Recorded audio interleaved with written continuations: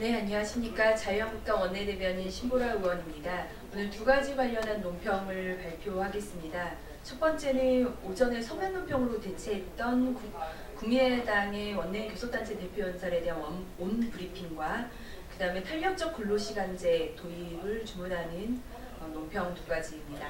첫 번째 논평 시작하겠습니다. 국민의당이 문재인 정권의 독단을 막을 제대로 된 야당으로 거듭나 주시길 바랍니다.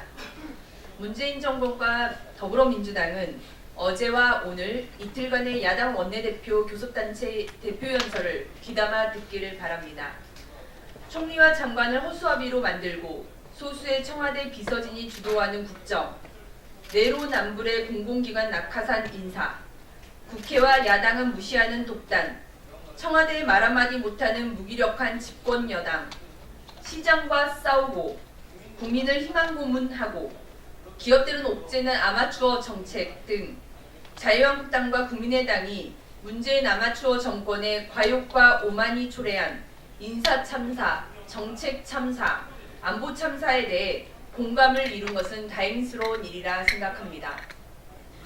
특히 무리한 최저임금 추진으로 인한 사회경제적 부작용을 해소하고 30인 미만 사업장에 대해 근로시간 단축 적용 유예기간을 적용하는 등 자유한국당과 입장을 같이 한 사안에 대해서는 적극적으로 협력해 나가기를 기대합니다.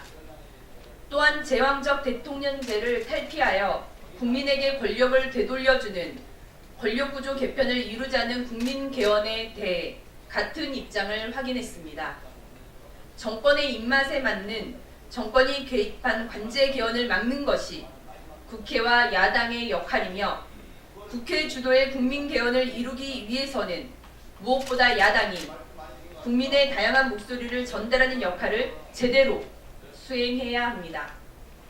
국민의당이 민주당 이중대라는 오명을 벗고 제대로 된 야당으로 거듭나 문재인 정부의 독주를 막는 행보를 보여주기를 기대합니다. 자유한국당은 제1야당으로서 국익 우선, 국민 우선이라는 원칙하에 초당적인 협치를 주도해 나갈 것을 약속드립니다. 두 번째 논평입니다. 민주당은 기업 고통 외면 말고 탄력적 근로시간제 확대 시행에 전향적으로 나서기 바랍니다. 계절 수요에 대비한 탄력적 근로시간제를 1년으로 확대해달라고 요청하는 기업들의 목소리가 커지고 있습니다. 지난달 25일 자유한국당과 대한상공회의소와의 정책간담회 자리에서 제기된 주요 의제이기도 했습니다. 이런 가운데 백운규 산업통상자원부 장관이 최근 탄력적 근로시간제 도입 확대를 검토하겠다는 입장을 밝혔습니다. 그동안 소극적 입장을 고수해왔던 현 정부가 입장을 선회한 것입니다. 이는 급격한 최저임금 인상에 이은 근로시간 단축 추진으로 산업계 위기가 확산될 조짐이 일자 더 이상 종전 입장을 고수하기 어렵다는 판단 때문으로 읽힙니다.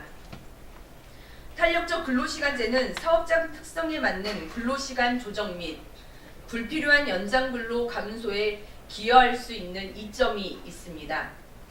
현재는 2주 단위, 3개월 단위 탄력적 근로시간제가 시행되고 있습니다.